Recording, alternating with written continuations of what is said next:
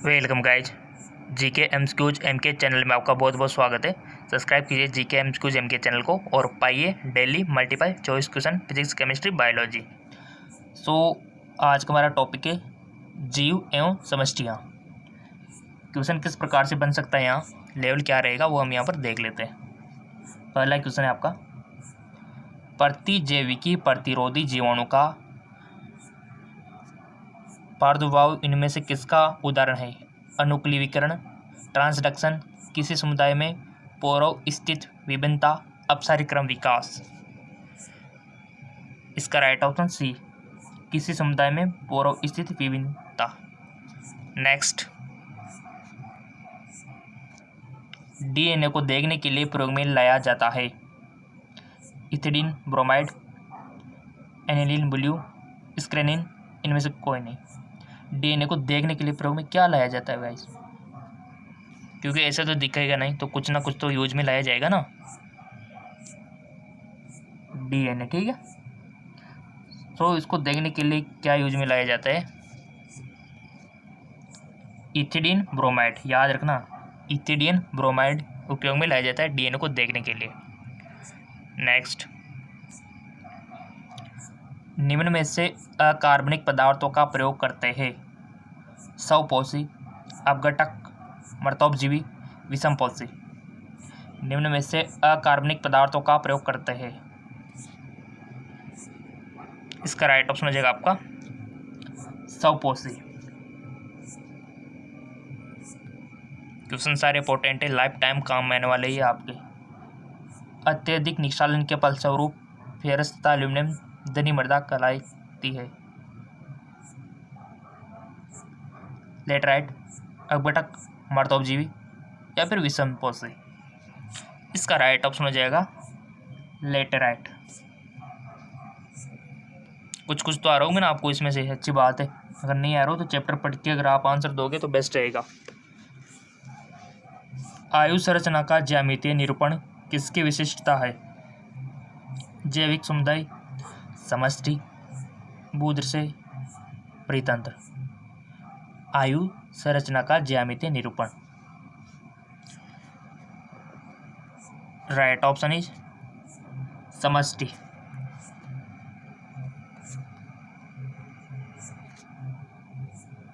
चरम समुदाय किस क्षेत्र में पाया जाता है? चरम समुदाय किस क्षेत्र में पाया जाता है? संतुलित क्षेत्र में, संक्रमण क्षेत्र में, नग्न भूमि, इनमें से कोई नहीं। इसका राइट ऑप्शन हो जाएगा आपका संतुलित क्षेत्र में।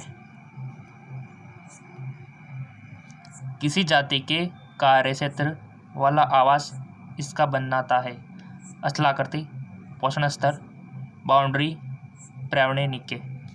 सो इसका राइट ऑप्शन हो जाएगा आपका डी, पर्यावरणीय निक्के। नेक्स्ट,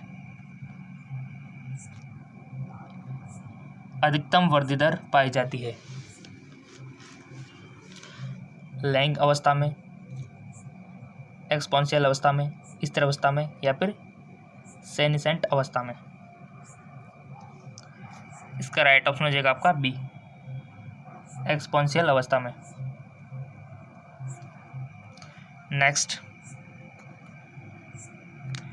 निम्न में से किस आवास में मृदा सतह का दैनिक तापमान अत्यधिक बदलता है? जाड़ स्थल, वन, रेगिस्तान, ग्रास स्थल। सिंपल, रेगिस्तान।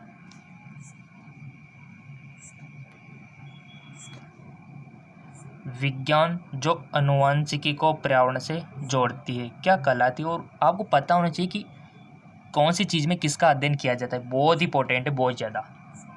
और वीडियो हमने पहले बता रखा है आपको, चैनल पे जाके तो देखो आप, जीके एमसीक्यूज एमके चैनल, ये जो चैनल है इसके प्लेलिस्ट पे देखो, वीडियो का जो ऑप्शन आता है उस पर जाके देखो, सारे वीडियो की शुरुआत कहाँ से होती है इसकी, सारे वीडियो देखने वाले तो फायदे में रहोगे। देखो,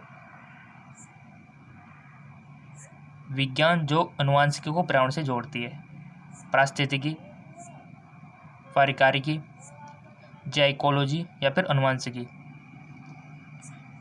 सिंपल, जाइकोलॉजी। नेक्स्ट, सर्दियों के दौरान जंतु अक्रिय हो जाते हैं, यह कहलाता है वातानुकूलन, शीत निष्क्रियता, ग्रीष्म निष्क्रियता, अनुकूलन। राइट ऑप्शन बी, शीत निष्क्रियता। नेक्स्ट, ओजोन परत किस प्रकार की किरणों से जैवमंडल की रक्षा करती है? इंफ्रारेड किरणों से, अल्ट्रावायलेट किरणों से, एक्स किरणों से, या फिर गामा किरणों से? Right option is B, ultraviolet किरणों से।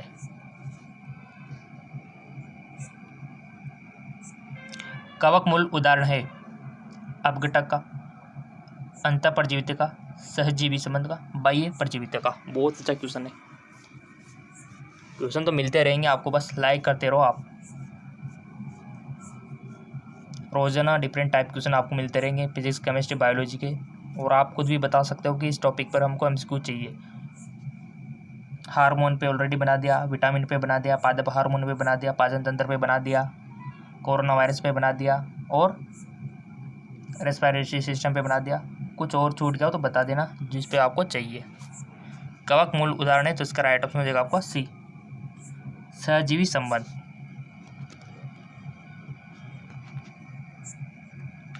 अधिक लवण सांद्रता वाली सारे मृदा में उगने वाले पौधे होते हैं मृदुकी, या फिर लवणों, या फिर सेलो, या फिर जलो। सिंपल सी बात है, लवणों। ठीक है। देखो किसी भी क्वेश्चन में अगर आपको डाउट लगे कि हाँ इसका आंसर ये नहीं होना चाहिए तो समझो मिस प्रिंट है। ठीक है, प्रिंट हो जाता है कभी ना कभी। पौधे जो जलीय वातावरण में नहीं पाए जाते, हाइड्रिला, ट्रापा, इलम्बो, बबुल। सो इसका राइट ऑप्शन डी, बबुल। नेक्स्ट, कौन सा पौधा मैंग्रोव क्षेत्र में पाया जाता है? राइजोफोरा, बबुल, चीड़, या फिर tectona? Right option A, Rhizophora.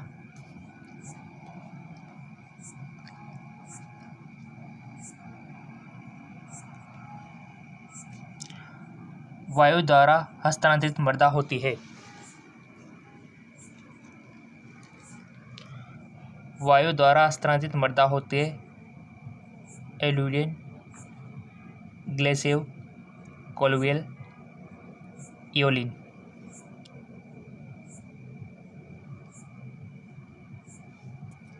Right option is D, इओलिन।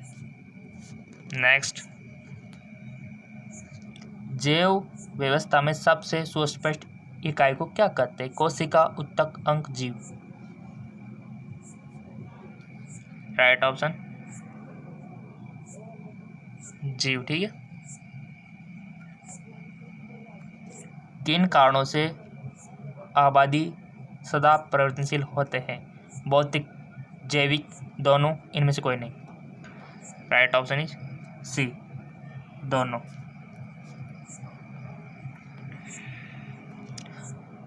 आबादी के अध्ययन में किन कारणों का ध्यान जरूरी है? सदस्यों की संख्या तथा प्रकार, निश्चित क्षेत्र का प्रकार, निश्चित समय, उपयुक्त सभी? ऑल ऑफ दीज, उपयुक्त सभी।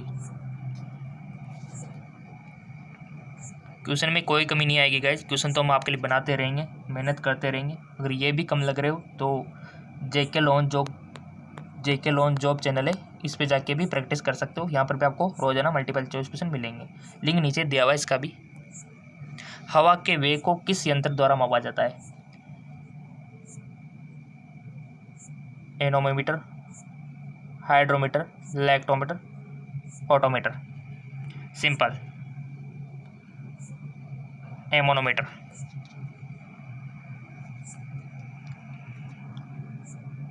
ग्यारह जुलाई को मनाया जाता है विश्व जनसंख्या दिवस, तंबाकू निषेध दिवस, विश्व पर्यावरण दिवस, विश्व स्वास्थ्य दिवस?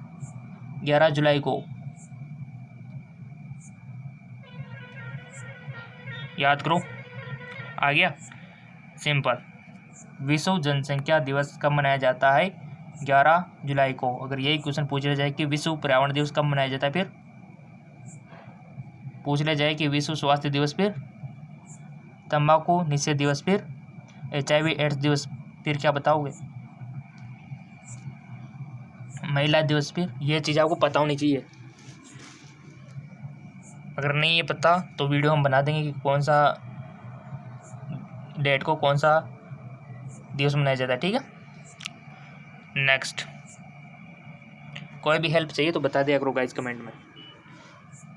मृद विधि अनुलेखन का उदाहरण कौन सा है? मॉस, जीनिया, गुलाब, नागफनी।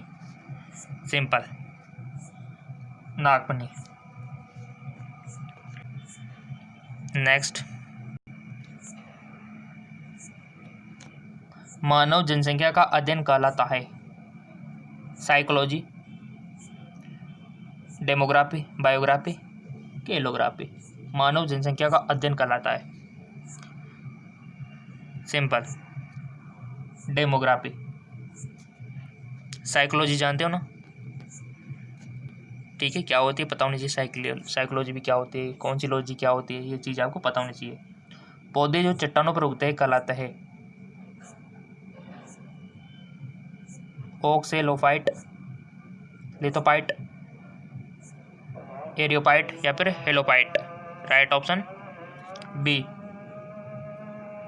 लिथोफाइट, इसका राइट ऑप्शन हो जाएगा।